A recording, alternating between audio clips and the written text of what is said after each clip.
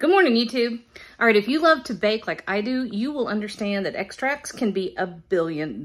Listen, that's what it feels like. Let me show you how to take a simple used vanilla bean and make vanilla sugar, which is an absolute marvel.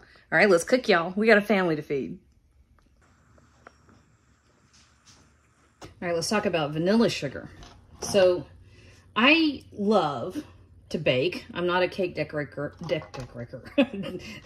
Decorator is probably correct. I'm not a cake decorator.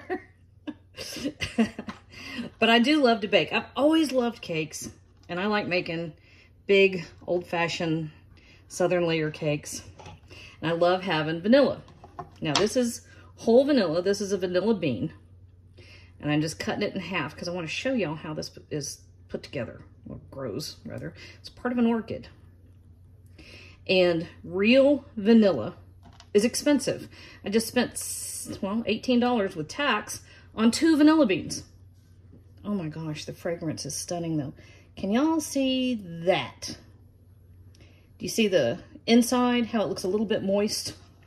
All right, when you have, like in a grocery store, if you buy real vanilla bean ice cream, and I've just turned this over and I'm scraping. And you see the little specks? That's what it is. It comes from the inside of those pods. Okay?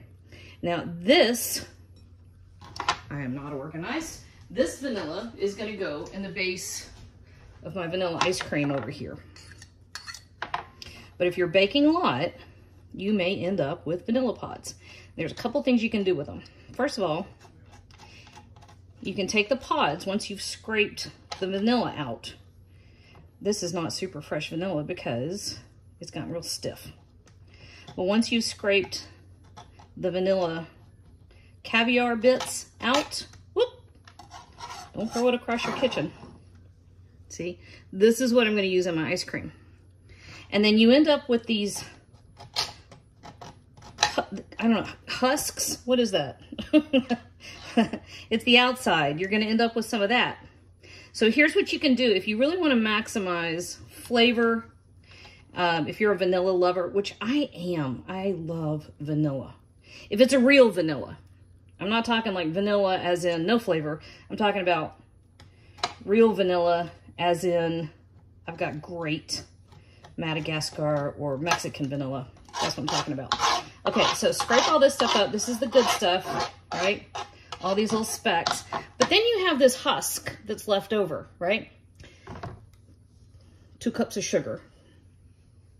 You're just going to bury these husks in this sugar. And within just a couple of days, that sugar will be completely transformed. It will be perfumed with the vanilla flavor.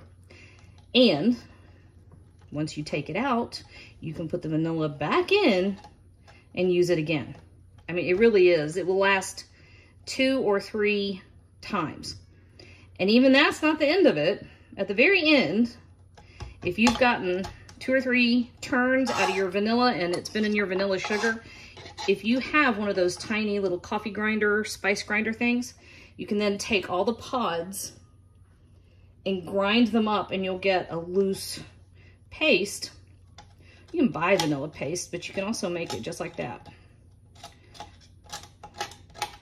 Okay, so that, my friends, not only is how you make vanilla paste and vanilla sugar, but it's how you get the most out of every vanilla bean.